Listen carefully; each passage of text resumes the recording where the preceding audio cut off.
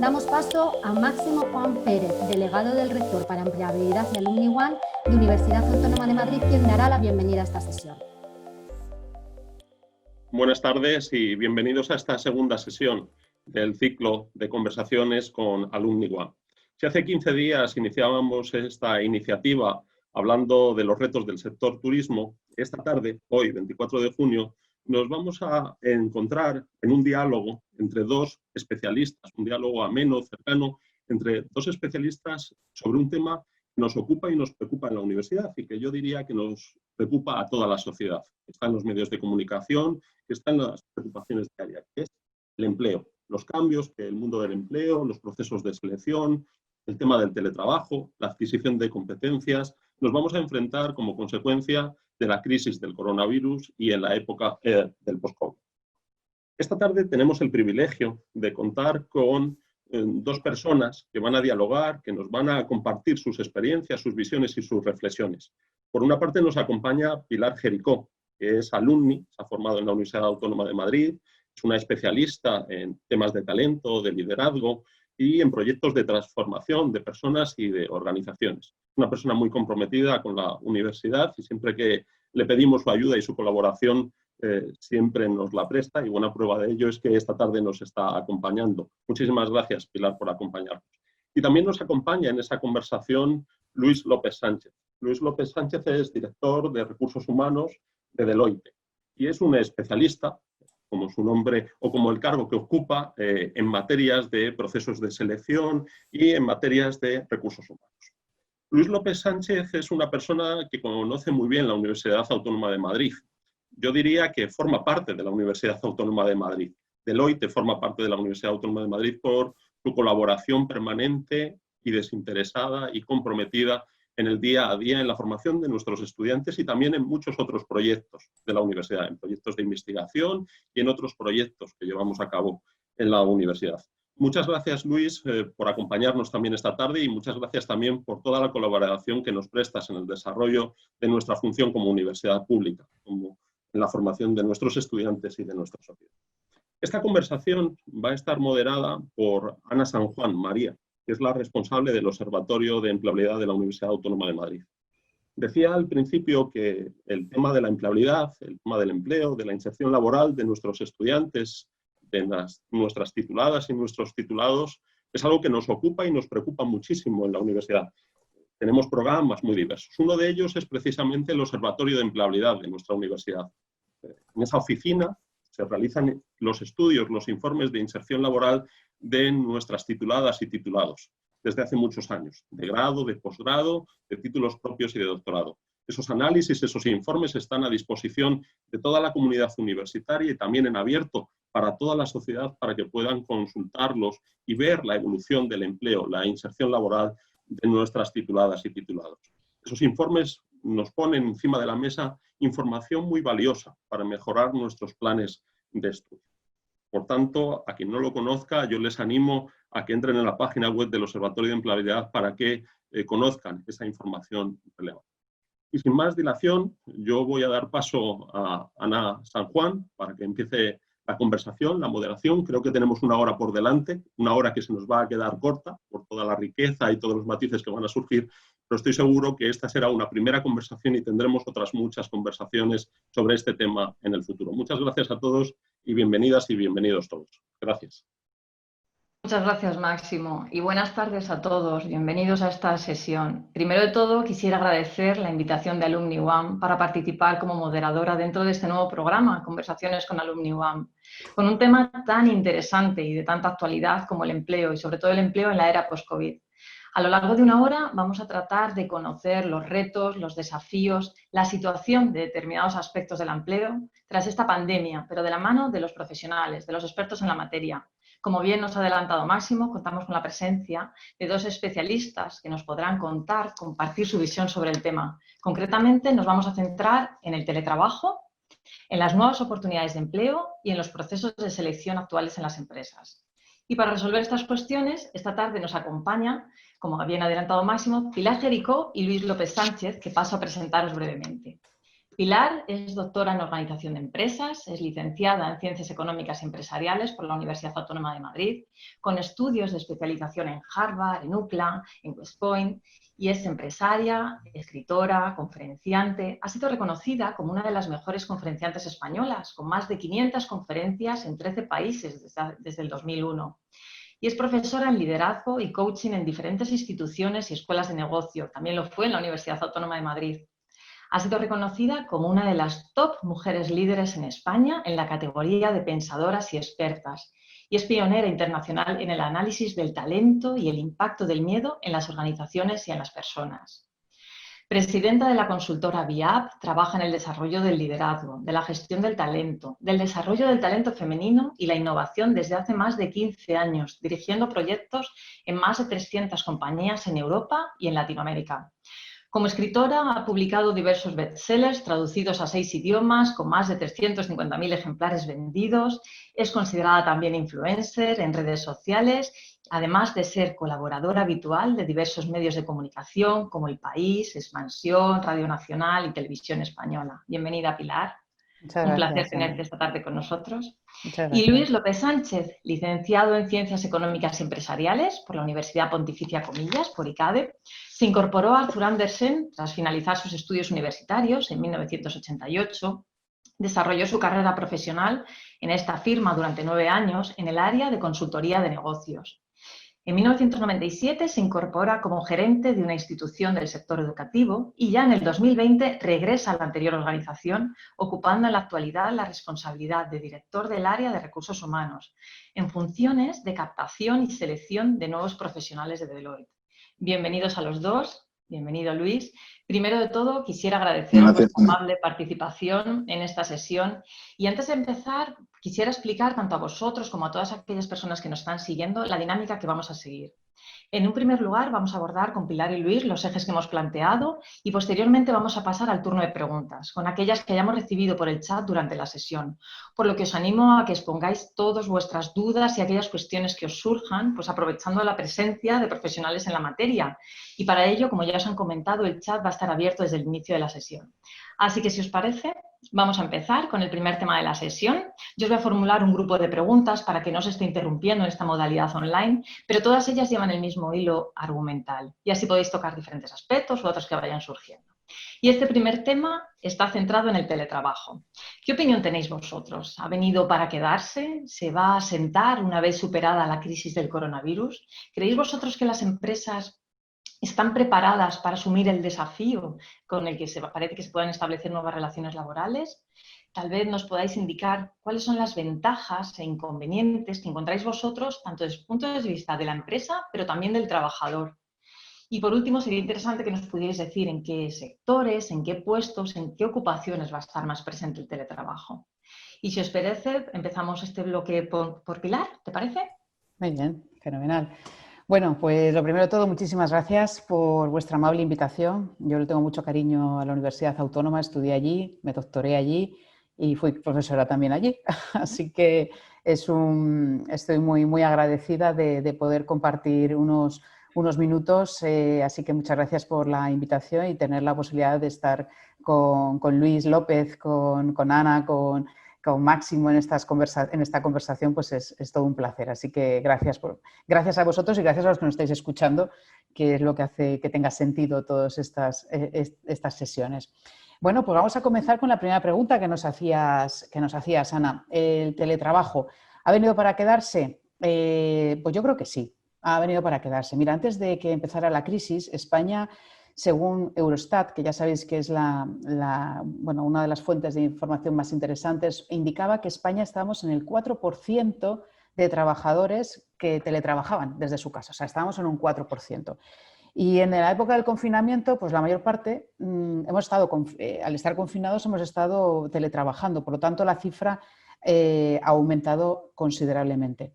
Lógicamente, cuando el confinamiento se abre, ya no tenemos esa necesidad de estar en casa, pero para mí ha venido para quedarse, por varios motivos. Primero, porque es de suponer que haya nuevos brotes más controlados, es de esperar, pero hay que tomar medidas de seguridad y eso hace que estemos teletrabajando y es algo, una medida interesante, al menos para la salud. Segundo, porque también se ha comprobado que a nivel de productividad podemos ser igual de productivos o más teletrabajando y eso da unos aspectos muy positivos de flexibilidad.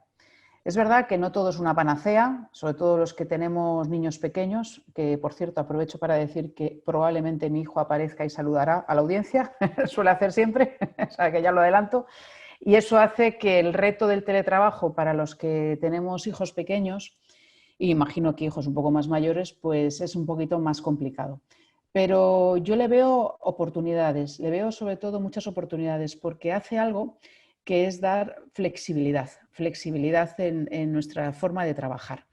Es cierto que tenemos que, tanto a nivel de empresa como a nivel de trabajador, hemos tenido que empezar a hacer determinadas reglas, ¿no? Reglas de juego, porque lo que sí que es cierto es que hace apenas un mes salió una encuesta en Harvard Business Review que decía que el 53% de los profesionales habían aumentado su estrés, ya no solo por las noticias que estaban ocurriendo, sino también por no saber manejar la presión laboral en un entorno como el actual. Es decir, el teletrabajo está produciendo, es que somos nuevos en esto, entonces estamos aprendiendo a manejarnos con el Zoom, con el Teams, con todas las plataformas y entender que claro, que eso implica un desgaste, más luego estar enganchando reuniones y se ha comprobado que a veces puede ser más agotador si no tienes ciertos hábitos. Entonces yo diría que por parte de la empresa, estoy segura que Luis aquí nos puedes aportar muchísimo, hay que crear una especie de protocolo de actuación o hay que crearlo, es decir,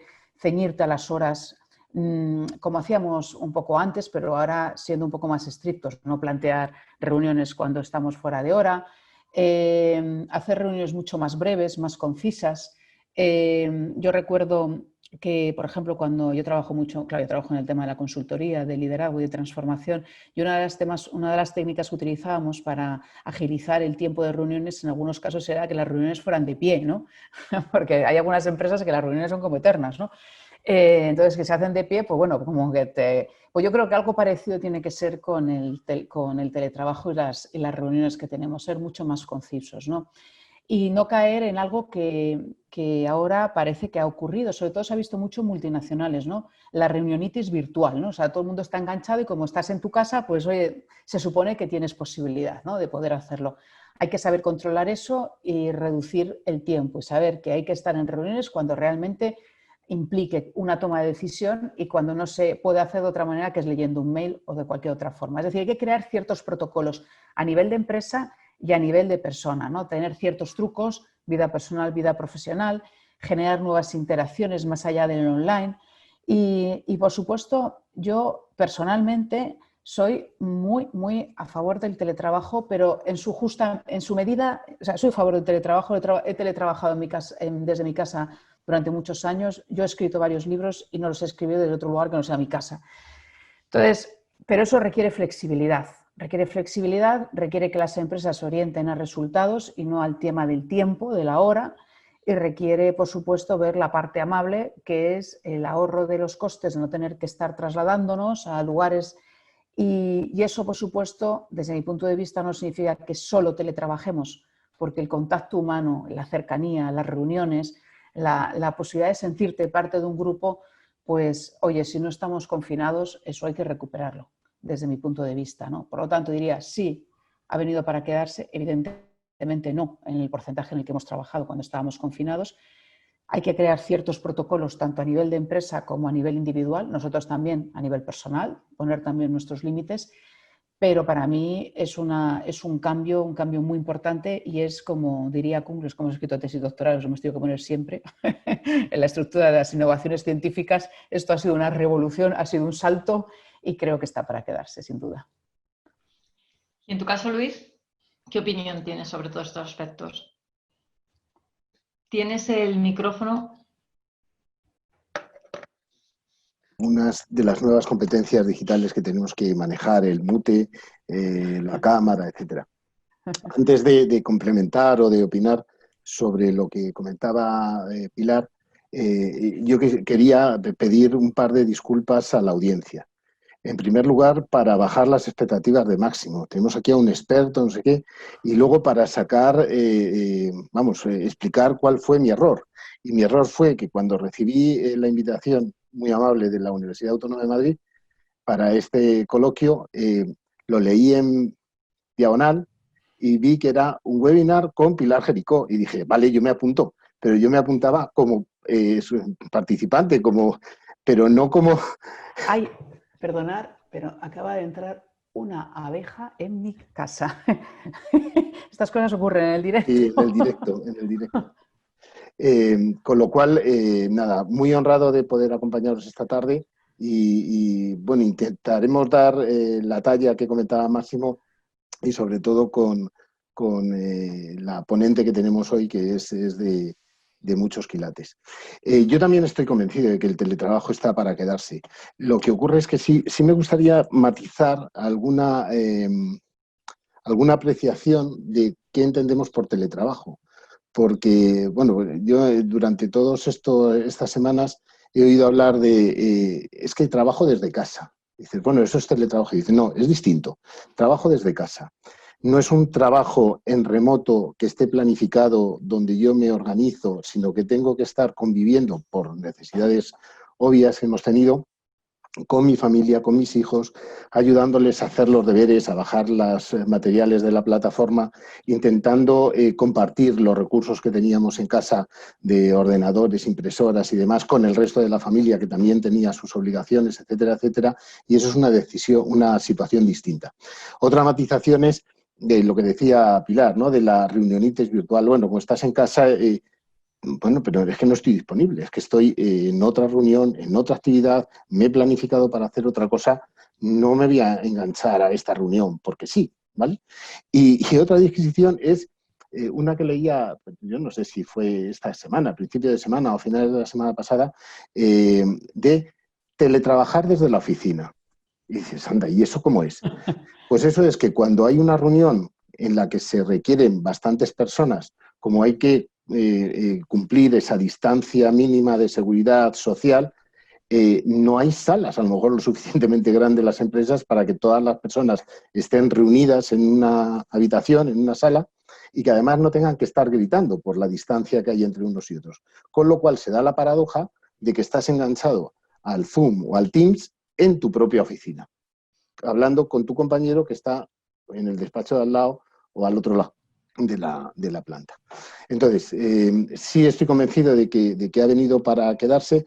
Yo creo que nos va a faltar o esta situación nos va a hacer reflexionar de cómo llevamos la cultura de la organización a la estructura del trabajo en remoto, ¿vale? No siempre vale el trabajo en remoto o el teletrabajo para todo.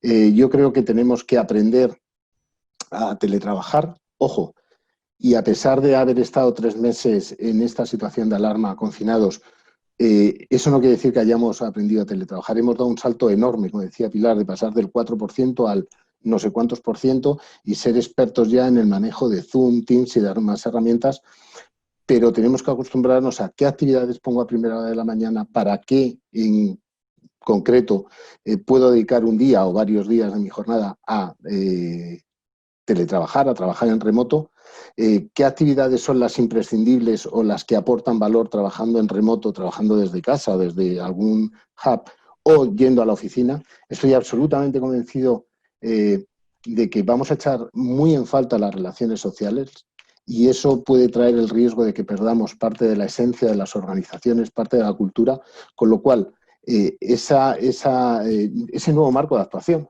que nos ha traído la pandemia y ha acelerado la posibilidad de trabajar en remoto nos va a hacer pensar qué necesitamos en esta nueva situación, pero absolutamente convencido de que sí, que ha venido para quedarse y que te diría, las empresas que más rápido reaccionen a mantener su cultura y ser eficientes con trabajos presenciales, trabajos en remoto complementándose, serán las que vayan marcando el sendero, ¿no?, para tener un trabajo en remoto eficiente. Y al hilo de estas relaciones laborales, Y para avanzar en otro aspecto de la sesión, centrado en las nuevas oportunidades de empleo, ¿cómo va a afectar la COVID no solamente en el número de contrataciones, sino también en las ocupaciones demandadas por las empresas? ¿Han surgido o van a surgir nuevas ocupaciones que cuenten con una mayor contratación en un futuro próximo? Y si Sí, es así, Ana, sí. dos aspectos. ¿Cuáles son los perfiles universitarios que se ajustan más a estas ocupaciones? ¿Y qué papel juegan ahora en este nuevo escenario las competencias? Más allá del perfil técnico de una titulación, las competencias digitales de adaptación al cambio, flexibilidad, liderazgo. ¿Cómo lo ves, Luis? Sí. A ver, dicen que cada uno cuenta la feria según le va en ella, ¿no? ¿Y eso qué quiere decir? Pues que habrá gente, y yo almorzaba este fin de semana con unos amigos donde ambos, por sus empresas, estaban, entenderme, encantados de que hubiera surgido esta situación, porque les había dado, desde el punto de vista empresarial, oportunidades de negocio, no por la parte, obviamente, sanitaria o el impacto que pueda tener en la economía global. Pero ellos comentaban que habían sabido generar nuevas oportunidades o subirse al carro de nuevas oportunidades. Bueno, se ha demostrado que el empleo ha sufrido. Hay muchos sectores que van a tardar mucho tiempo en recuperarse. Estos sectores ya no es cuestión de que crezca el consumo, de que puedan seguir haciendo lo que venían haciendo, sino que necesariamente se van a tener que reinventar. Si bien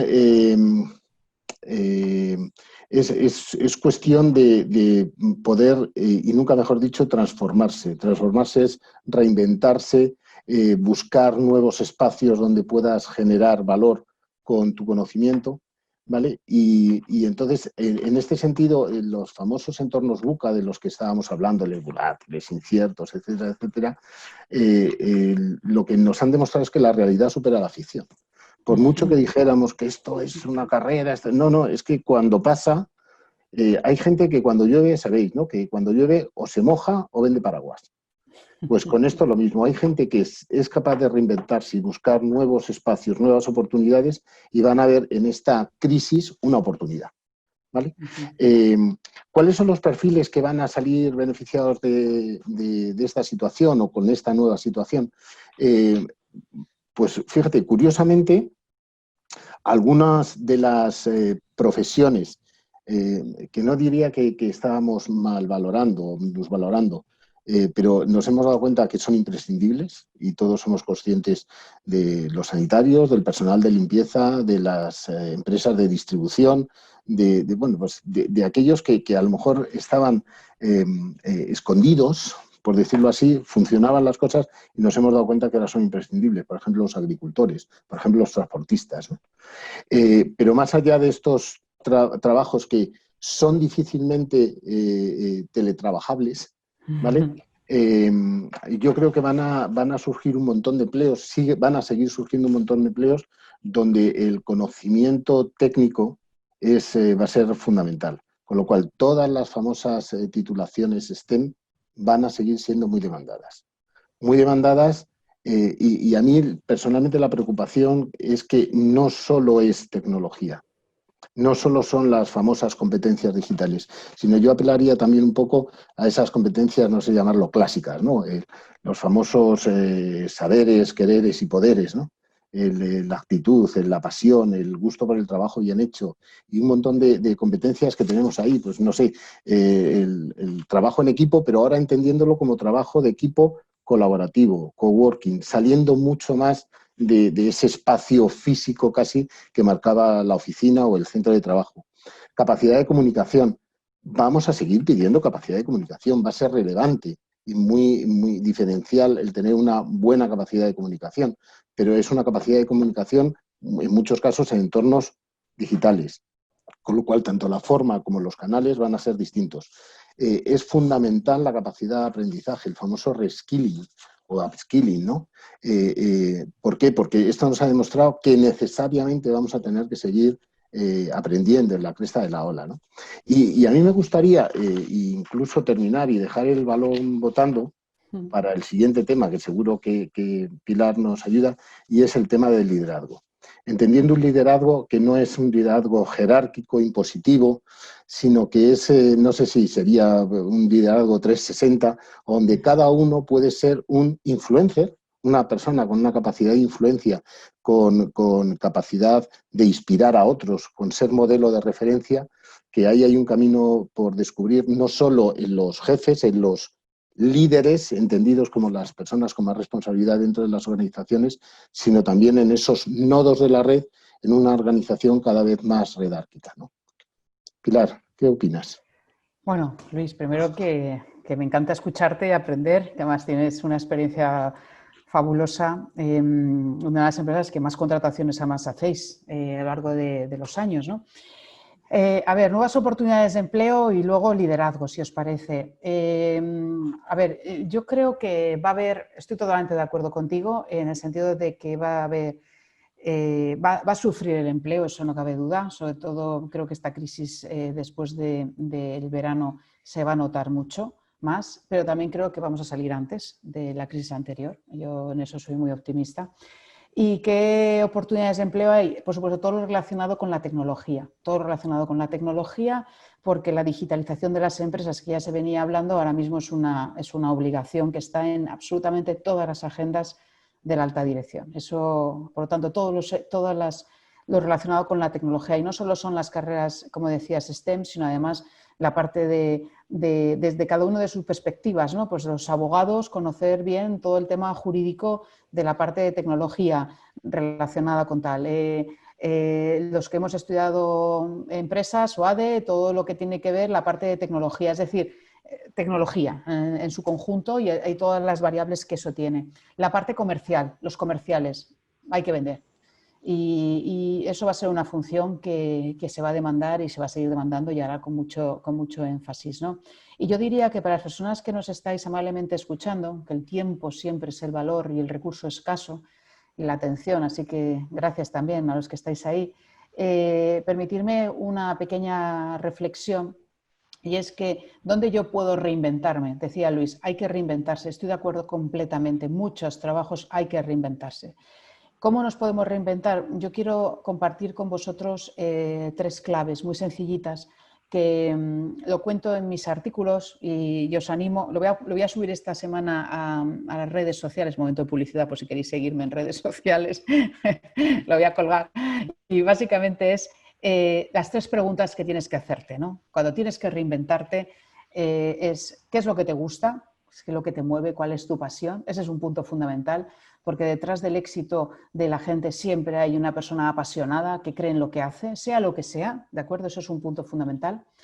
Tercero, ¿qué es lo que se te da bien? Porque una cosa es que te guste y otra cosa es que no se te da bien. A mí me puede gustar un tema en concreto, pero me faltan habilidades que puedo aprender o que no puedo aprender, pero que también tiene que ser fundamental qué es lo que se te da bien. Y tercero y último, muy importante, qué valor aporta a otros. Es decir, que desde esa pasión que tú tienes, desde esas habilidades que tienes y puedes poner en juego, qué aportación de valor estás generando. Es muy importante por eso la mirada hacia el cliente. La mirada hacia el cliente, y eso es algo fundamental, sobre todo cuando hay momentos difíciles de crisis, la mirada hacia el negocio, la mirada hacia el cliente, aunque estés en la función que estés, no importa, pero tener claro cuál es el aspecto.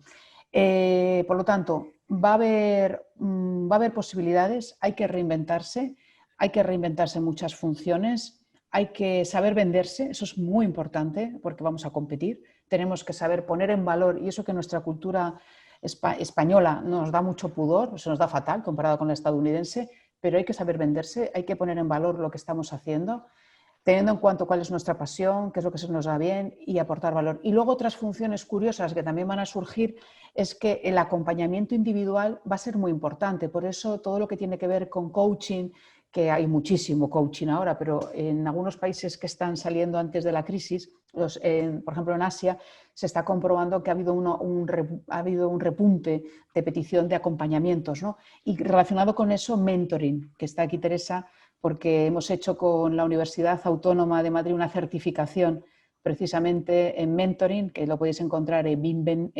bementoring.com, BE de ser en inglés, bementoring.com, y ahí tenéis una certificación porque se van a demandar procesos de coach, de acompañamiento y de mentores, y los mentores puede ser un joven que tiene muchos conocimientos tecnológicos y que ofrece mentorizar a otras personas que no están en esa capacidad. Por lo tanto, reinventarse, creatividad, saber venderse, y acordémonos de estos ejes.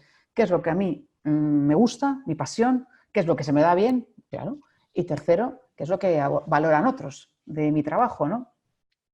Y no sé si quieres ya que me has echado el balón, no sé si quieres comentar algo, Ana, o hablamos del liderazgo, o como... No, la verdad es que sería muy interesante, como especialista en liderazgo, en tu caso, pues pudieras hacer una mención especial al tipo de líderes que ahora son necesarios en las empresas. Sería estupendo. Bueno, pues recojo el balón de Luis. Bueno, mira, hay una teoría hace años ya que era muy chula, que hablaban de que los retos los problemas pueden ser adaptativos o técnicos. El técnico, oye, le aplicas una solución y fuera. Pero el problema adaptativo requiere algo distinto. El problema adaptativo requiere que tú te tienes que cambiar también. Es decir, yo, pues imagínate, oye, me duele la cabeza, pues te tomas un paracetamol, lo que sea, pues ya está, nada. Eso es un problema técnico, una pastillita y fuera.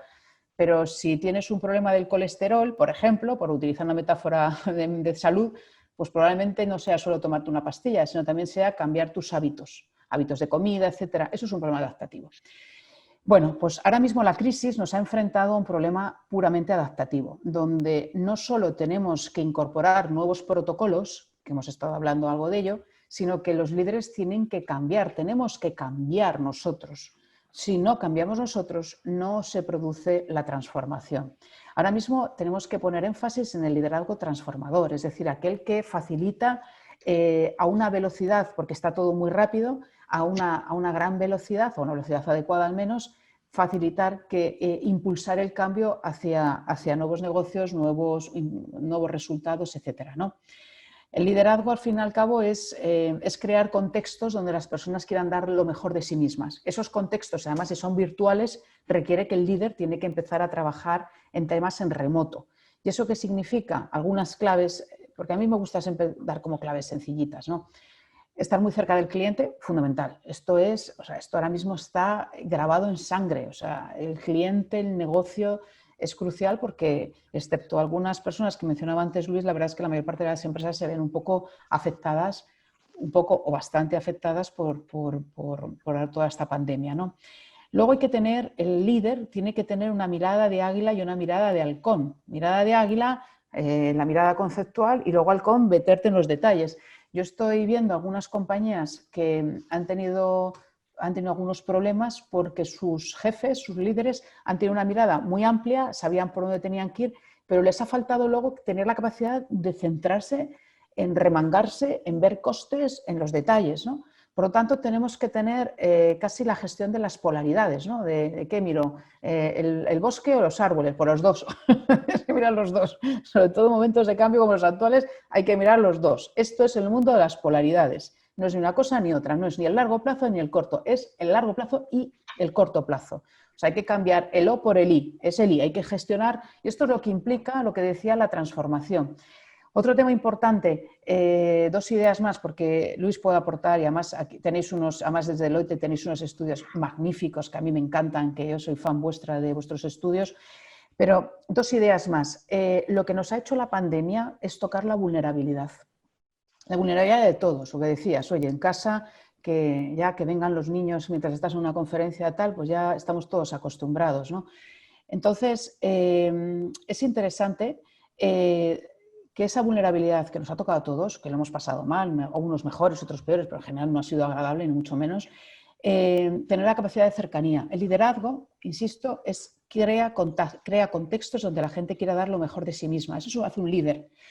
Y hay que estar muy cerca, hay que ser, aunque no estés presencialmente, mensajes de cariño, llamadas de teléfono, en fin, cercanía. Porque estamos en entornos de vulnerabilidad donde la gente lo está pasando mal. Y ahora es el verano, pero ya veremos lo que ocurre cuando venga el otoño. Esto va a ser así. España siempre despierta en los otoños, ¿no? Como pasó en el 2008. Y por último, mucha creatividad. es la época de la creatividad. O sea, es la época de lo que sabíamos antes, pues eso nos ha caído. ¿Quién iba a decir que un virus que ni se ve iba a transformar las economías del mundo, no? Hay que ser creativos, hay que tener plan A y plan B y plan C. Hay que tener muchos planes, pero hay que abrir la mente y me parece que es un mundo absolutamente apasionante. Es apasionante. ¿Lo vamos a pasar mal como país después del verano? Yo creo que sí, ya lo estamos pasando, pero lo vamos a pasar mal.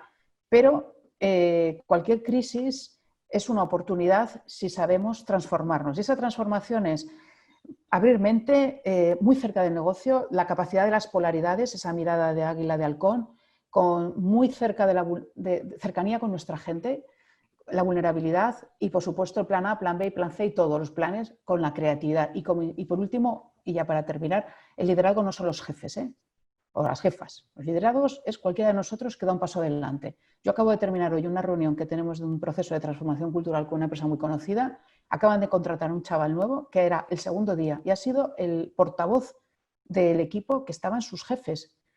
Y he llamado al director, al CEO y le he dicho, bueno, vaya talento. Dice, sí, qué capacidad de liderazgo. Porque eso no depende de la jerarquía, depende de uno. Y yo soy partidaria de que todos tenemos capacidad de liderazgo, que hay que dar un paso adelante. Luis, ¿quieres aportar algo más en relación al liderazgo? No, totalmente. O sea, es que estaba apuntando e intentando estructurar las ideas porque estoy absolutamente de acuerdo con Pilar. Gracias por hacer referencia a los informes de Deloitte. Hace, además, relativamente unas pocas semanas se ha presentado el nuevo informe de Human Capital Trends, donde hace referencia a potenciar el concepto de empresa social, donde es una empresa totalmente dicotómica, como tú decías. Por una parte muy tecnológica o muy por el cambio a la tecnología y por otra parte muy centrada nuevamente en las personas o en lo humano. Me refiero a la necesidad de, por una parte, buscando a través del propósito esa pertenencia, ese engagement con la organización, pero otra parte gestionando individualidades donde no vale el café para todo, donde tengo que fijarme en cada persona, en cada individuo. Pensando mucho en el potencial que tengo como organización de todos mis individuos de la creación de valor, y por tanto intentándome reinventar, buscar esa creatividad en cada proyecto que abordo, pero por otra parte con la seguridad que vamos buscando cada uno de nosotros en nuestro ámbito, en nuestras zonas de confort. Por una parte, una empresa que mira futuro y que tiene perspectiva, y por tanto ahí se mezclan tanto el miedo, y ¿qué te voy a decir a ti, Pilar, experta en tratar esto dentro de las organizaciones, ¿no? Ese miedo, esa incertidumbre, esa cierta tensión con la necesidad de ser audaces, de ser valientes, de explorar nuevos territorios. Y en esa dicotomía me venían a la cabeza dos frases que creo que vienen un poco al hilo de lo que estábamos comentando. Por una parte, Darwin, donde el cambio es la única constante y que no es la especie más fuerte la que sobrevive, sino la que es capaz de adaptarse a las nuevas circunstancias, absolutamente, y cada vez más. Y hace poquito, muy poquito, he leído otra de Albert Einstein, que yo creo que también viene al hilo, que decía algo así como que una persona inteligente resuelve un problema y es una persona sabia, un sabio, quien lo evita. Y yo creo que en ese liderazgo necesitamos sabios inteligentes, necesitamos sabios que prevean qué es lo que va a pasar para evitar situaciones más o menos desagradables, pero también con la inteligencia para resolver los problemas o el día a día que se les venga bien. Sabios adaptativos, que obviamente sean capaces de surfear en la tormenta, en la ola grande y aprovechar esa fuerza para disfrutar del camino y no solo mirar la meta. Necesitamos líderes que inspiren y se inspira siendo absolutamente modelo de referencia y predicando con el ejemplo, ¿no? Ofreciendo a sus colaboradores esa forma de actuar del día a día y que sea ese halcón que entra en profundidad a tratar el tema que sea, dando ejemplo. Con lo cual, en este entorno, efectivamente, los líderes no necesariamente tienen que ser solo los jefes, las personas con más responsabilidad dentro de la organización, sino que el líder es aquel sabio, inteligente, valiente, creativo, adaptativo, que da un paso adelante y que es capaz de inspirar y ser modelo de referencia a las personas que tiene alrededor, aunque no sean de la organización.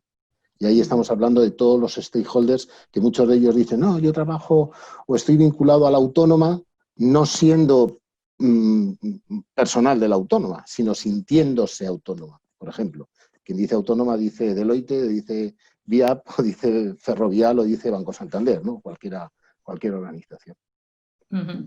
Y en vuestra opinión, por vuestra experiencia, en el caso de Luis como director de Recursos Humanos, y para entrar ya en el último bloque de preguntas relacionado con los procesos de selección de titulados en la empresa, ¿de qué manera va a afectar la nueva situación a los procesos de selección? ¿Se va a producir una remodelación de procesos? ¿Cambiarán los tipos de entrevistas, de pruebas? ¿El análisis de candidatos de manera virtual y remota ha venido para quedarse? Y por otro lado, ¿creéis que los criterios de contratación o incluso de mantenimiento de un puesto de trabajo han cambiado por las nuevas necesidades que se han puesto de manifiesto en esta situación que hemos vivido? ¿Qué opinión tenéis? Por ejemplo, Luis, si quieres empezar. Mira, yo voy a recordar una anécdota de hace ya muchos años. La ventaja de los que tenemos mucha juventud acumulada es que vamos tirando de esa juventud según nos... Me encanta esa frase. Nos interesa, ¿no? Sí, toda tuya, Pilar. Yo recuerdo hace ya muchos años se presentó un portal de empleo, Infoempleo, liderado por María Benjumea. Bueno, pues me invitó a la presentación, esto va a revolucionar el mercado. Yo creo que ya había llegado a España, o estaba en España, Infojobs, y estaban llegando todos los portales a nivel europeo, ¿no? Un montón de nombres, Stepstone, tal, bueno. Yo no sé si fue en el Palace o en el Ritz, salón, alto, tal, una presentación fantástica de María, ¿no? Y yo estaba mucho más joven que ahora, pues alrededor de unos 20 años o así más joven, y yo estaba sentado con un montón de directores responsables de recursos humanos que peinaban canas y soportaban muchos años bajo los hombros y mucha experiencia, ¿no? Y entonces el comentario de ellos fue, ¿a quién se le ocurre lanzar un producto así? ¿Quién va a querer meter sus datos en una plataforma totalmente abierta para que la vea todo el mundo? Y que además, ¿cómo van a aplicar a una oferta ASAP? A saber quién la va a leer. Han pasado muchos años, pero alguien que esté buscando empleo le parece casi ya antidiluviano meterse en un portal de empleo. O sea, esto está superado. Han venido los LinkedIn, los Instagram, Twitter, las redes sociales, comunidades de conocimiento, blogs y tal, donde se mueve el talento en otros ámbitos totalmente distintos. Entonces, yo creo que estas nuevas formas digitales es que las hemos tenido que incorporar en nuestros procesos de selección, no solo de identificación del talento, ¿vale?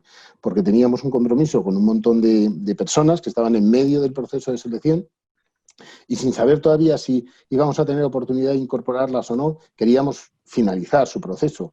Y ha habido entrevistas a través de Teams, de Zooms, ha habido dinámicas de grupo virtuales a través de algo como lo que estamos haciendo hoy. Incluso ha habido assessment centers, además el reconocimiento a mis compañeros del área de consultoría estratégica que tenían programado un assessment center con un montón de candidatos muy valiosos y lo mantuvieron para dar respuesta a estos candidatos. Yo creo que pueden cambiar las formas, pero lo que sí es necesario es replantearse qué es lo que estoy buscando. Porque las competencias hard, las que normalmente vienen en el currículum, eso ya hasta te lo da una máquina, ¿no? De estas de inteligencia artificial que busca palabras clave, y te da el candidato ideal que tiene no sé qué titulación por no sé qué universidad, con no sé qué nota, con no sé qué nivel de inglés o de idiomas, Lo importante es saber qué quiero incorporar a mi organización. ¿Cuál es el valor que busco en una nueva incorporación en mi organización de talento? ¿Qué valor me aporta la diversidad, por ejemplo? ¿Y cómo voy a poder incorporar a personas que no son como las que actualmente componen la plantilla? Y para eso, casi más que pensar si tengo que hacer una entrevista, una dinámica de grupo, un test psicotécnico o lo que sea, yo creo que la reflexión es qué potenciales tengo que buscar para que estos nuevos empleados de hoy sean los futuros líderes de mañana y cuáles son las palancas que tengo dentro de mi organización para que sigan aprendiendo, sigan formándose, sigan haciendo el reskilling que necesiten en cada momento, sigan potenciando sus capacidades, sigan desarrollando y puedan convertirse en esos líderes del futuro, indudablemente. Y en tu caso, Pilar, Bueno, también en tu caso, Pilar, no quisiera dejar pasar la oportunidad que como experta en talento nos puedas también a lo mejor hablar un poco de cómo se afronta ahora la captación de talento. Bueno, me sumo a lo que ha dicho Luis. Realmente el talento que se está buscando ahora es un poco lo que ha mencionado Luis. Sobre todo se está buscando habilidades importantes que se están poniendo de manifiesto, es la capacidad de adaptación al cambio. O sea, algo muy, muy difícil de lidiar es cuando tienes profesionales que vienen con una mentalidad, pues muy, si me permitís, muy cuadriculada, ¿no? Esto tiene que ser así. Cuando estás en un entorno en el que en donde de repente nos tenemos que volver a confinar o tal, hace falta mucha adaptación al cambio. Y la adaptación al cambio es una de las habilidades que se pueden medir a través de entrevistas, pero yo lo que diría, por aportar y por dar otra perspectiva a lo que ha mencionado Luis, hablaría ahora de lo que es el candidato. O sea, el candidato a la hora de presentarse a un proyecto, a una solicitud de empleo, ¿no? Yo diría que ante una competencia que va a haberla y la va a haber siempre, hay que ser muy auténtico. O sea, yo creo que esta falsa impostura que a veces tenemos en las entrevistas de selección, pues eso yo creo que juega a nuestra contra, ¿no? Hay que apoyarse mucho en la autenticidad, tenemos que apoyarnos mucho, si no nos escogen por cualquier motivo, yo siempre pediría el feedback, al menos, para que te ayude a crecer y darnos cuenta de entrenar la resiliencia. Porque si vamos a empezar a buscar empleo, a lo mejor lo encontramos a la primera, pero no siempre va a ser fácil. Entonces, te van a cerrar puertas y a todos nos han cerrado puertas. Entonces, no pasa nada, aprende que puedes aprender y seguimos. Y algo fundamental a la hora de buscar empleo también y de afrontar bien las entrevistas, para mí no tiene ninguna duda, es abrirse y generar nuevas redes, generar redes sociales, o sea, redes de hablar con gente nueva para empezar a conectar nuevos grupos y poder acceder a nuevas posibilidades, porque hay trabajos que salen publicitados en las empresas, pero hay otros, la mayor parte de hecho, de empresas pequeñas que a lo mejor ni salen. Y oye, que si conoces a alguien, entonces, si estás en el mercado laboral y te estás orientando, yo creo que eso es especialmente importante hacerlo. Por lo tanto, diría trabajar mucho a nivel de la entrevista de uno mismo, o sea, entrenarlo, se puede entrenar, pedir feedback, siempre pedir feedback, orientarse a aprender, dónde están tus puntos fuertes, dónde están aquellas partes que tú tienes que justificar o explicar mejor, ser auténtico, ser creativo, ser uno mismo y darnos cuenta de que la compañía lo que va a buscar es tu capacidad de adaptación, tu capacidad de liderazgo, tu capacidad de empujar adelante, aunque sea un puesto administrativo, aunque sea una cadena de montaje, no importa. Son habilidades que son prácticamente universales y que se están buscando en cualquier posición, ¿no? Por lo tanto, yo diría que animar a investigar dónde están tus fortalezas, poner en valor tus fortalezas y algo que también ayuda mucho es, yo hablo del currículum B. El currículum A es el que nos ha ofrecido pues, mi querida autónoma y, oye, pues somos licenciados, diplomados, etcétera, ¿no? Pero luego hay un currículum B que yo creo que es interesante analizarlo para hacerlo brillar y para retomar esas fortalezas. Yo me acuerdo cuando estuve en la Universidad Autónoma, aparte de que me metí en muchos líos estando en la Universidad Autónoma, básicamente era delegada de clase, me metí en el de deportes, tal, en muchas cosas, porque claro, me encanta hacer cosas. Ese es el currículum B. El currículum B es el que no aparece en titulaciones, pero es el que te define tus habilidades, ¿no? Y esto es bueno, intentar recogerlo en algo y dejarlo, a ver, si no te lo preguntan tampoco lo vas a soltar, pero dejarlo caer, porque te está dando pistas de cómo eres, ¿no? Yo me metí en asociaciones, monté el antiguo Erasmus, la asociación de Erasmus en la Autónoma, digo que monté muchas cosas porque me encanta hacer cosas. Y luego yo no lo ponía en el currículum hasta que dije, pues mira, lo voy a poner cuando empecé a buscar trabajo. Por lo tanto, animo a que desempolvemos nuestro currículum B, que nos va a dar pista al entrevistador sobre cómo eres, haciéndolo bien, quiero decir, hay que escribirlo bien y tal, pero te va a dar pistas de esas habilidades, orientarte, ser tú, ser auténtico, ya sabes, o sea, abierto al aprendizaje, abierto al cambio y vivir esto como un proceso de, oye, que resiliencia, no te van a cerrar puertas. A mí personalmente me cerraron puertas en empresas, o sea, ya lo adelanto. Y bueno, pues aprendes, preguntas por qué, tal, y sigues. Y al final pues te das cuenta de que algunos puestos de trabajo pues realmente es que no encajabas, por mucho que tú quisieras. Entonces hay que entenderlo que cuando se cierra una puerta se abren muchas ventanas. Ana, si me permites, nada, Sí. 5 segundos antes de entrar con la parte de las preguntas, 2 matizaciones. Muchas veces me dicen, oye, pero ¿tú qué miras realmente cuando haces una entrevista de selección o cuando estás terminando de valorar a un candidato para un puesto, para la organización, para un proyecto? Y realmente lo que le miro es el brillo en los ojos. Y eso no está en el papel. Eso no pone si se ha graduado en esto o si tiene no sé cuál. Es las ganas, la pasión, es el brillo en los ojos. ¿Sabes? Es que hay veces que te llegan a las entrevistas personas absolutamente apáticas, que podrían estar haciendo la entrevista contigo para esa empresa, para ese proyecto o para otra, les da igual.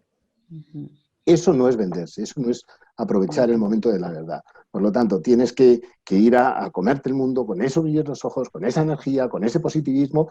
Y la segunda cosa que iba a decir, como dice una referente en este mundillo, que es Pilar Gómez Acebo, no ir con tu currículum mortis, donde Bueno, tú Pilar. parece que vas con el papel defendiendo exactamente todo lo que has hecho. No, no. La empresa te quiere vivo. Es decir, ¿qué es lo que vas a aportar de ahora en adelante? Y para eso el currículum B, el currículum de vida, de Hablemos del Futuro que comentaba Pilar, de todo lo que hemos aprendido, es básico, es fundamental. Bueno.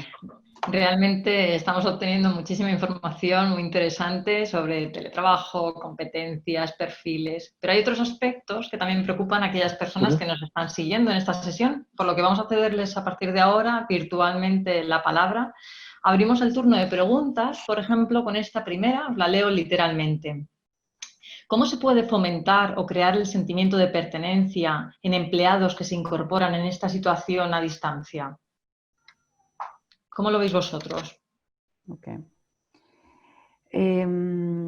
Pues yo lo estoy viendo en algunas compañías con las que estoy colaborando. Os he puesto el ejemplo de esta persona que precisamente esta mañana terminaba la reunión y se había incorporado ayer. Yo creo que mucha cercanía con el jefe, con el equipo, hacerle partícipe desde el minuto 1 de explicarle. Normalmente lo que se suele decir es que las primeras 24 horas son importantes, presencia, o sea, aunque sea virtual, no virtual, o sea, no dejarle ahí, que a veces yo he conocido alguna empresa que le dice, bueno, bienvenido, y se queda ahí el pobre durante horas, no sabe ni qué hacer. Eso por ejemplo, Deloitte lo tenéis muy bien organizado, eso yo lo sé, que además sois buenísimos, sois un ejemplo de cómo se hace todo esto. Y puede ocurrir igual aunque sea virtual, es decir, oye, explicarle muy bien. Y una cosa que nos hace sentido de pertenencia es lo que se llama en inglés el storytelling. Ya sabéis que todo es en inglés, que queda mejor, pero básicamente es contar la historia de la empresa, el propósito de la compañía, dónde vienes tú a sumar, el para qué. No solo lo que tienes que hacer, sino el para qué. Yo creo que cuando uno entiende el para qué y se integra en un proyecto mayor y lo entiende, es cuando uno empieza a sentirse parte de ese grupo. Por lo tanto, yo diría, los primeros días, explicar muy bien qué es lo que se espera de él, pero sobre todo, o de ella, sobre todo el sentido, el propósito, el para qué, y ayudarle, a acompañarle pues en las reuniones que pueda, etcétera, ¿no? O sea, hacerle partícipe del minuto 1 y se puede conseguir, ¿eh? No, totalmente de acuerdo con Pilar. Efectivamente, el proceso de onboarding, que no es justo ese día, es antes de la incorporación, durante la incorporación y los días o semanas posteriores, son cuando se logran las primeras impresiones, que son las primeras. Y eso no te lo quita nadie. Entonces, tienen un impacto muy, muy fuerte en la opinión que tiene esa persona de si ha elegido bien o no, si ha tomado la decisión correcta de incorporarse a esa organización o a ese proyecto. En el estudio que mencionábamos, esto le hemos preguntado, ¿no? ¿Cuáles son los factores más importantes que influyen en la habilidad de una organización para crear pertenencia, para crear ese engagement, ¿no? Y los 3 factores son, por este orden, la cultura organizacional tiene que rezumar por todos sitios cómo es esa empresa. ¿Qué es lo que se valora? ¿Qué es lo que no se valora? ¿Cuáles son los valores que integran esa organización? No sé, el respeto, la integridad, la excelencia, el compromiso, la generosidad. Si son realmente transmitidos por las personas que vas conociendo dentro de la organización. En segundo lugar, los líderes. Fijaos que no habla del líder o del jefe, sino de los líderes y cómo son capaces, pues lo que decíamos, ¿no? De inspirar, de sentirte acompañado desde el primer momento, de ver que son ejemplo porque ellos practican con su día a día. Y en tercer lugar, y curiosamente, las relaciones personales. Por eso decía que en estos modelos de trabajo en remoto se crea una nueva estructura, es una nueva metodología, es una nueva forma de trabajar que tenemos que cuidar también las relaciones personales, no solo a través de la red, sino en los momentos de contacto, crear esa relación entre los individuos ligados a la organización, que va mucho más amplio a lo que es tu propio equipo de trabajo, ¿vale? Luego están el propósito, la oportunidad de crecimiento, la naturaleza del trabajo, el sector en el que te incorporas, bueno, etcétera. Pero esos son, con diferencia, los 3 factores fundamentales. Aquí tenemos otras preguntas que se salen un poco de lo que hemos estado hablando, pero que tal vez vosotros tengáis también respuesta. ¿Cuál es el mejor mecanismo para incentivar el empleo en el sector privado, sobre todo en la pequeña y mediana empresa? Hombre, pues si vemos, creo que era, no sé si era ayer o hoy, es cuando lo he leído en prensa, el propio líder de Telefónica, Payete, lo comentaba. Es una necesidad la digitalización de la pequeña y mediana empresa porque quizás tenga menos músculo, o menos información o menos conocimiento, pero les va en ello la supervivencia, ¿no? Entonces, uno de los incentivos para que se fomente el empleo es ver que la estructura económica, en este caso de España, está muy apoyada en la pequeña y mediana empresa y tenemos que conseguir que ésta se transforme, se reinvente, se reconstruya, se haga mucho más potente, incluso con uniones, no sé si cooperativistas o por proyectos, pero para que tenga mucha más potencia. Yo creo, a ver cómo lo explico. Yo creo que cuando alguno de nuestros conciudadanos lo está pasando mal, pues lógicamente hay que ayudarle, ¿vale? Y que las famosas, venga, de aquí salimos todos juntos y tal, pues es absolutamente imprescindible. Y todas las ayudas que se producen en esta situación son básicas. Pero tenemos que ser sabios, y vuelvo a decirlo de inteligentes, solucionamos un problema, sabios, y es anticiparnos. Y es ver cuáles son los sectores que podemos apoyarnos en ellos para que tiren del empleo de una manera potente a largo plazo.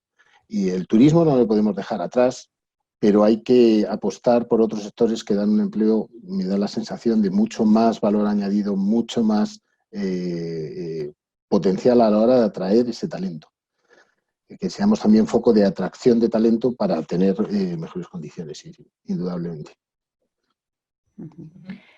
Me uno a lo comentado. Yo tengo VIAP, somos pyme y la verdad es que la digitalización de las pymes yo creo que es absolutamente crucial, ¿no? Antes hablaba del proyecto de mentoring con la autónoma y lo que abre son el campo extraordinario de un continente americano. O sea, es decir, yo creo que lo que hay que hacer es salir de nuestros mapas mentales de pensar que estamos vendiendo en el mercado habitual y pensar que tenemos algo que es el idioma, el español o el castellano, que nos abre a un continente y a millones de personas. Por lo tanto, todo aquello que nosotros podamos ofrecer, evidentemente no todas las empresas de todos los sectores lo pueden hacer, pero sí que es verdad que hay muchas compañías que pueden ofrecer servicios online y nos podemos reinventar desde siendo pymes. O sea, pero pasa por la tecnología. Sin duda pasa por la tecnología y antes de la tecnología pasa por la forma de ver lo que es la famosa mentalidad o el mindset que que es la forma de ver las cosas, ¿no? Si nos quedamos atrapados en el problema, pues ahí lo vamos a pasar mal, pero si lo vemos como una oportunidad para recuperar viejos sueños, para reinventarnos, para lo que hemos ido mencionando de manos de tecnología, y no tienen por qué ser grandes inversiones ni muchísimo menos, y aparte que la tecnología es muy rápida, te da un feedback muy rápido, lanzas algo y ves rápidamente si te has equivocado, entonces no hay que hacer inversiones de años, no, esto es muy rápido. Yo animaría a las personas que están en pymes que vean desde qué punto, cómo pueden ampliar su mercado y que vean qué puede hacer la tecnología que pueden transformarles, ¿no? Nos vamos quedando sin tiempo, pero vamos a ver si podemos contestar un par de ellas más. Una nos dice, ¿el factor edad va a seguir siendo un problema o se va a valorar tener mucha juventud acumulada? Esa pregunta es buena. Sí, muy buena. Luis, como has dicho tú lo de la juventud acumulada, Sí. que ya me Pues fíjate, yo creo que está también en lo que también comentaba del brillo en los ojos y la capacidad de reinventarse y de poner en valor cuál sea esa juventud acumulada, dónde hayas ganado esa experiencia. Hay personas que, me da igual, los 40, 50, 60 años, se autoeliminan del mercado. Y si miramos las pirámides de población, los que somos en esa generación de baby boomer X, somos muchos y tenemos, creo, o yo por lo menos prefiero pensarlo así, mucho que aportar. Entonces, lo único es pensar realmente dónde puedes aportar por tu experiencia a ese valor. Y a lo mejor estás optando a posiciones que por conocimientos o por determinadas características pues te resulta un poco más difícil. Y sin embargo, podría haber otras opciones donde sí puedes optimizar esa contribución, ¿no? Se habla de la generación plateada.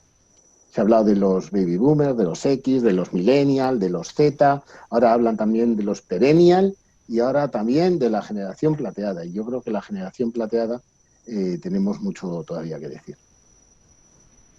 Totalmente de acuerdo, absolutamente de acuerdo, porque algo que se ha comprobado en una crisis es que hace falta una variable fundamental que es la templanza. Y la templanza la da la edad. Y hasta las startups famosas están empezando a incorporar, startups, ya empresas que se llaman las empresas unicornio de Silicon Valley, cuyo crecimiento es exponencial, que las conocemos, ¿no? Están incorporando en sus consejos de administración gente ya de 60 años, etcétera, porque les aporta precisamente en un entorno que parece que todos son jóvenes y tal y igual, les aporta algo que es fundamental, que es la templanza y la serenidad, ¿no? Entre otras cosas. Por lo tanto, yo entiendo que me parece que forma parte de la diversidad que la empresa necesita y yo soy sumamente optimista creo que quien no quiera verlo está perdiendo muchísimo talento. Somos la mejor generación, indudablemente, vamos, sin duda. Yo soy X. Y una última, ya por tiempo. ¿En qué sectores económicos en concreto creen que saldrán reforzados en esta crisis? Mira, yo digo uno, que curiosamente hemos seguido incorporando a personas en plena pandemia por necesidad de nuestros clientes, ¿no? Por ejemplo, en el sector de la ciberseguridad. Más uso de canales informáticos, más de consumo de gigas de comunicación y a lo mejor los ordenadores personales o incluso los sistemas de las empresas no estaban totalmente preparados para este uso. Me refiero para que los malos no hicieran de las suyas, ¿no? Entonces, el dar una vuelta a estos sistemas, protocolos, hacer determinados análisis, nos han seguido pidiendo las empresas mucho más desde el primer momento, ¿no? Entonces, por ejemplo, el sector de la ciberseguridad sale reforzado claramente. Sí, el relacionado con la tecnología, todos los de la tecnología igual. También son de los que van a salir y están saliendo y están en procesos de contratación que no paran, ¿no? Toda la digitalización exige nuevos perfiles, por lo tanto eso va a ser en prácticamente todos los sectores, ¿no? Bueno, pues el tiempo se nos ha acabado. Lamentamos algunas preguntas que se han quedado sin poder formular. Y bueno, durante esta sesión hemos tenido puntos de vista muy interesantes, especialmente valiosos han sido algunos consejos que habéis dado, tanto Pilar como Luis. Y no me queda más que daros las gracias, primero a todos aquellos que nos habéis acompañado en esta sesión desde vuestras casas, entornos de trabajo. Esperamos que haya sido de gran utilidad para vosotros. Y, por supuesto, a Pilar y a Luis, ha sido un privilegio escucharos y que hayáis compartido vuestras experiencias, opiniones con todos nosotros en la Autónoma. Y agradecer también a todos los que han colaborado desde Alumni One, que han hecho posible esta sesión, a Cristina Rodríguez, a Cristina Pérez y a Inmaculada Martín. Muchas gracias. Y cedo ya la palabra a Máximo. Buenas tardes. Máximo, ¿no se te oye? Hay que darle, Mute. como anfitrión, tiene que ser, Ahora sí, no Ahora. podía activar el micrófono, disculpad. Os comentaba al principio que creía que iba a ser una conversación muy amena y muy agradable. Creo que no exageraba. Una hora después a mí se me ha hecho muy corto y estoy seguro que a todas las personas que nos están acompañando, a todos los alumni, también a todas las personas de la comunidad universitaria, profesores, investigadores, personal de administración y servicios que nos pueden estar acompañando esta tarde, seguro que les ha resultado tremendamente interesante. Gracias, Luis, y gracias, Pilar, por compartir con nosotros esta tarde vuestras experiencias, vuestros conocimientos y vuestras ideas. Creo que ambos reunís esas características que habéis compartido con nosotros, de esa capacidad de liderazgo y, sobre todo, que transmitís esas ideas con pasión y de forma creativa. Gracias por ello. Gracias también a Ana San Juan por la labor de moderación que ha realizado esta tarde para que cumplamos los tiempos precisos que nos habíamos planteado en esta conversación. Yo, si fuera periodista, que no lo soy y no voy a jugar a ser periodista, de esta conversación sacaría muchísimos titulares. Creo que habéis dejado grandes ideas. A mí me costaría mucho trabajo hacer un breve resumen o extraer algunas ideas. Creo que ha sido muy rica en matices, en ideas verdaderamente importantes, pero no me resisto a entresacar un tema que está íntimamente relacionado con la universidad, con la labor de la universidad, que es la de formar personas. El rector de la Universidad Autónoma de Madrid, nuestro rector, hace unos días, en un seminario virtual como el que estamos celebrando hoy, Rafael Garese, comentaba y transmitía una idea en el sentido de que la universidad debería ser formador de ciudadanos, debería asumir la labor de ese liderazgo social de formación de los ciudadanos. Creo que esa labor la realiza la Universidad Autónoma de Madrid y cualquier otra universidad en este país o cualquier otra universidad del mundo. Pero creo también que vosotros habéis puesto una idea clave encima de la mesa, que es esa capacidad de reinventarse, esa capacidad de aprendizaje continuo en un mundo cambiante como en el que estamos viviendo actualmente y vamos a seguir viviendo en los próximos meses, en los próximos años. Y en ese sentido creo que la universidad y la Universidad Autónoma de Madrid tienen un papel fundamental para ayudar a los profesionales, a los alumnos, a mejorar en su desarrollo profesional y en su carrera profesional, a través de toda su oferta de estudios y sobre todo a través de toda su oferta de estudios propios, de formación continua que oferta el Centro de Formación. Enlazando también con algunas ideas que habéis puesto encima de la mesa, el tema de las redes, de los contactos, de la utilidad de las redes sociales, permitidme que comparta con todas las personas que nos están acompañando esta tarde que el próximo miércoles, 1 de julio, vamos a celebrar desde Alumni, estamos organizando una charla, un taller precisamente sobre cómo están cambiando los procesos de selección en las redes sociales, con las redes sociales. Es un taller, una charla que va a impartir una de las personas que tienen mayor reputación, uno de los mayores expertos en temas de redes sociales y de LinkedIn, como es Alex López, que creo que muchos de vosotros conoceréis. Estáis todos cordialmente invitados a esa sesión que se celebrará el próximo miércoles 1 de julio, también a través de la plataforma Zoom, que estamos organizando desde el área de empleabilidad y de Alumni One para ayudar a nuestros estudiantes y también a todos los alumnos a sacar el mayor partido de las redes sociales en esa búsqueda de empleo, en esos procesos de selección. Y ya por último, simplemente anunciaros que la siguiente sesión de este ciclo de conversaciones con Alumni One tendrá lugar dentro de unos días, concretamente el 8 de julio, y vamos a abordar en esa tercera sesión, que será la última antes del periodo de vacaciones de verano, vamos a abordar un tema también de máxima actualidad y que creo que nos preocupa a todos, el tema del cambio climático, el tema de las energías renovables. Ese 8 de julio, a las 5:30 de la tarde, nos va a dar una ponencia, una charla, vamos a conversar con un alumni que trabaja en Iberdrola, que es el director de cambio climático de Iberdrola, Gonzalo Saiz de Miera.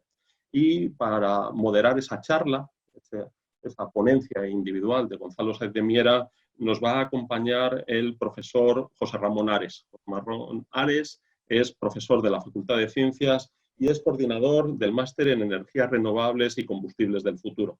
Creo que es una magnífica ocasión de aproximarnos a un tema que está en los medios de comunicación, que nos preocupa, y también, de nuevo, desde aquí os animo a inscribiros en esta conversación y que nos acompañéis el 8 de julio. Sin más, agradecer a todo el equipo técnico, a toda la oficina alumni, el apoyo técnico para que esta conversación se haya desarrollado sin ningún tipo de incidencias, y agradeceros de nuevo a Luis, a Pilar, vuestra presencia hoy aquí con todos nosotros, y confiamos que dentro de muy poco podamos vernos en el campus de la Universidad Autónoma de Madrid de forma presencial y de partir con vosotros acompañados de una tertulia con un café, no cada uno en nuestras casas, con un café. Pasteles y pasteles, Máximo. Pasteles, por supuesto que sí, el dulce nunca puede faltar, Luis. Muchísimas gracias a todos por asistir a esta charla. Buenas tardes. Muchas gracias. Un placer.